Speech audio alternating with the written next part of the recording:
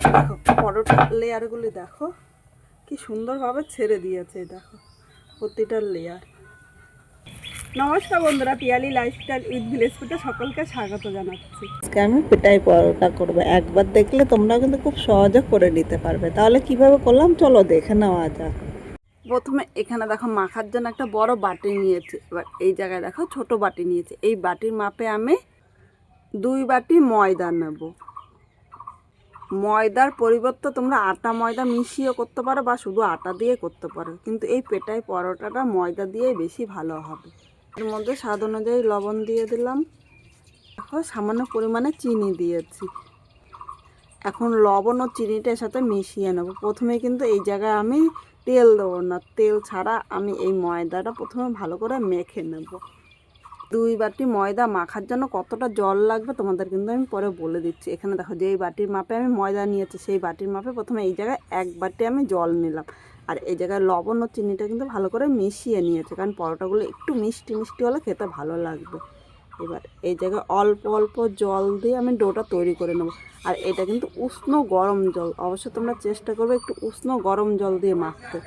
উষ্ণ গরম জল দিয়ে মাখলে পরোটাগুলো নরম হবে ও খেতেও ভালো লাগবে। এখানে পুরো 1 বাটি জল আমি নিয়ে নিয়েছি, আরও 1 বাটি জল নিয়ে আসলাম। এইভাবে অল্প অল্প জল দেবো আর মাখবো, একবারে কিন্তু খুব বেশি জল দেবো না। বন্ধুরা এখানে ময়দাটা মাখা হয়ে গিয়ে দেখো খুব বেশি কিন্তু নরম বা খুব বেশি শক্ত করিনি। আর এই জায়গায় 2 বাটি ময়দার জন্য 1.5 বাটি জল লেগেছে। দেখো জলটা তোমাদের কিন্তু আবারও দেখিয়ে দিলাম। পরে যে জলটা নিয়েছি এখনও কিন্তু 1/2 বাটি জলটা রয়েছে। এবার আর 1 মিনিট ময়দাটা এইভাবে মেখে নেব। ময়দা মাখা যত সুন্দর হবে পেটাই পরোটাগুলো কিন্তু ততটাই মানে নরম হবে খেতে। এবার ময়দাটা মাখা হয়ে গিয়েছে। এখন এই ময়দাটা ঢাকা দিয়ে আমি 30 মিনিট রেখে দেবো। 30 মিনিট পর আমি আবার ফিরে আসবো। বন্ধুরা এবার দেখো ঢাকনিটা তুলে নিলাম। আর এখানে ময়দাটা কিন্তু খুব সুন্দরভাবে মাখা হয়েছে।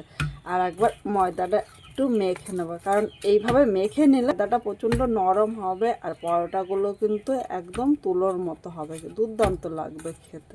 এবার এই ময়দার উপর দিয়ে এখানে দেখো হাতের মধ্যে 1 চামচ তেল নিলাম। খুব বেশি কিন্তু তেল নেবো না, প্রথমে কিন্তু তেল দিইনি।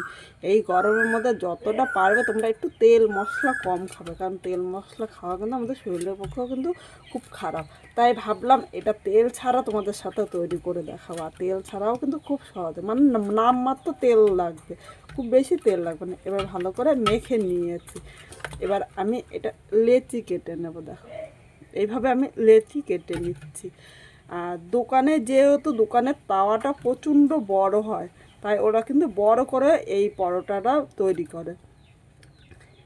আমাদের বাড়ির তাওয়াটা কিন্তু ছোট, তাই আমি খুব বেশি বড় করিনি। দেখো লেচিগুলি আমি যেরকম আমি রুটি করি সেরকমই মানে ছোট ছোট করে করে নিয়েছি। তোমাদের তাওয়াটা যদি বড় হয় তাহলে কিন্তু বড় বড় করে নিতে পারো। আর এখানে দেখো আমার এই জায়গায় 7টা পরোটা হয়েছে। এবার এইগুলি আমি বেলে নেব। এখানে আমি বেলনিটা নিয়ে নিলাম। এবার এই বেলনির উপরে সামান্য একটু ময়দা ছড়িয়ে দিলাম। তোমরা ময়দার পরিবর্তে তেল দিয়েও কিন্তু বেলে নিতে পারো। এবার দেখো হাত দিয়ে এইভাবে একটু চাপ দিয়ে নিলাম। এবার আমরা যেরকম রুটি বেলি সেরকমই বেলবো, খুব বেশি পাতলা বা খুব বেশি কিন্তু মোটা বেলবো না, মিডিয়ামভাবে বেলে নেবো। আবারও বলছি আমাদের বাড়িতে তাওয়াটা ছোট, মানে রুটি বেলা তাওয়াটা কিন্তু ছোট, তাই এইভাবে কিন্তু আমি ছোট ছোট করে নিচ্ছি।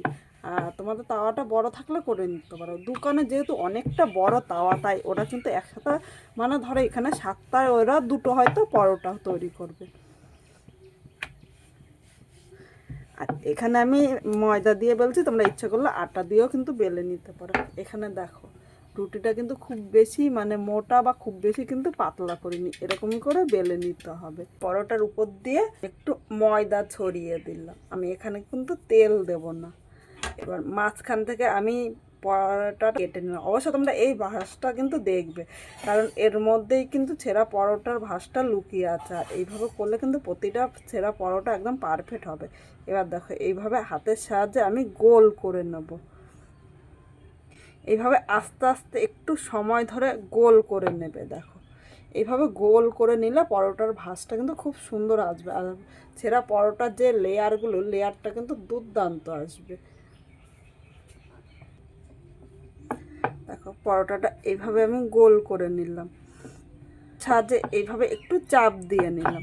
এবার পরোটাটা দেখো আমি এরকম করে নিচ্ছি, দেখো এইভাবে করলে প্রতিটা লেয়ার দারুণ আসবে। এবার হাত দিয়ে একটু চাপ দিয়ে নিলাম, আবারও সামান্য একটু ময়দা ছড়িয়ে দিলাম। এবার ময়দাটা ছড়িয়ে এই পরোটাটা আবার বেলে নেব। দেখো এইভাবে বেলে নেওয়ার কারণ হলো এর লেয়ারটা, এর যত ভালো ফুলবে ছেঁড়া পরোটাটা কিন্তু ততটাই সুন্দর হবে। এবার যতটা পারবে, খুব বেশি পাতলা বা খুব বেশি কিন্তু মোটা করব না, মানে যতটা পারবে তোমরা বেলে নেবে।